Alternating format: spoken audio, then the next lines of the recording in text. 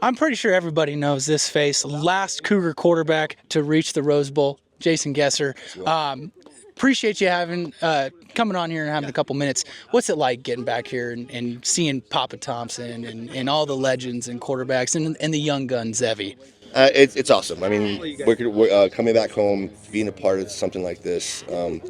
We all have those memories, those moments that we love, right? And so when you're able to come back and appreciate those, and I think it speaks to what Cougars really are and the feel that we have here in Pullman.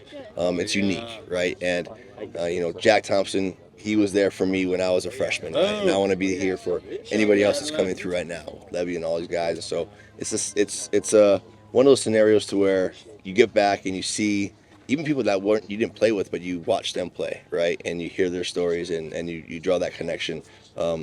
It's what Washington State really is. So.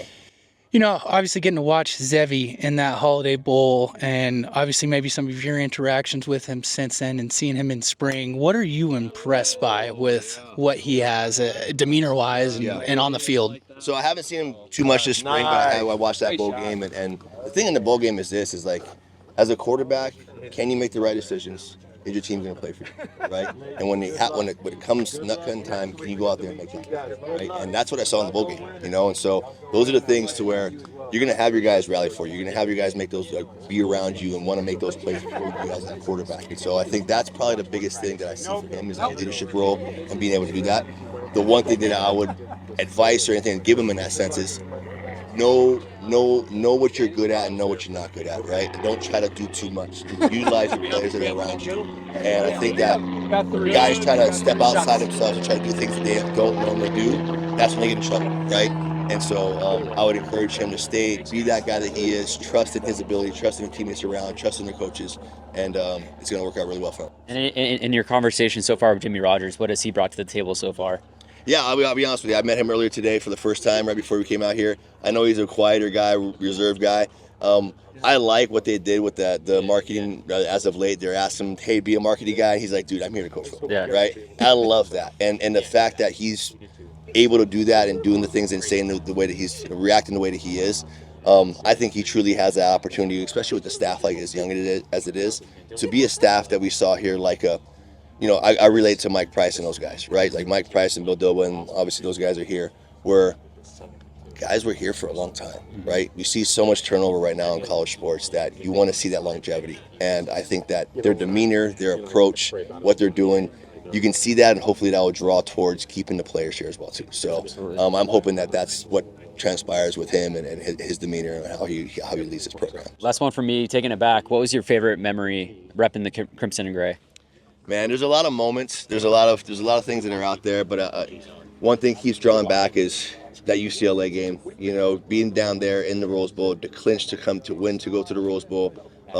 Scenarios that we're going through. You have USC fans sitting there cheering against you, right? Cheering for UCLA and hobbling around on one leg and trying to make plays. And our team, how we played offensively, defensively, and just. That was one of the games where I probably truly felt like I was in the zone, where I couldn't do anything wrong. I put the ball where I wanted to need to put it, and our guys were surrounding us and making the plays that needed to be made, and there was no way we were going to lose that game. And so that was really, really fun, just to be able to experience that for the fans, cheering that, having that fight song at the end of that game. That was probably one of the crowning moments of that. So, yeah. My last one for you. It might be a tough one. Outside of your teammates, your years, you could pick one wide receiver in any era to be your guy. Who are you going with? And maybe two, just to make it easier, I guess.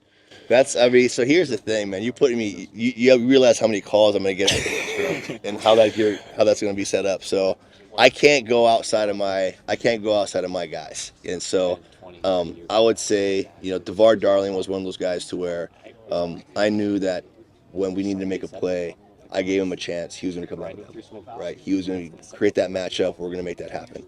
And then the other guy was Jerome Riley. Man, I mean, those two guys, the balance that we had were, if you want to say like my comfort blanket for a QB. Yeah.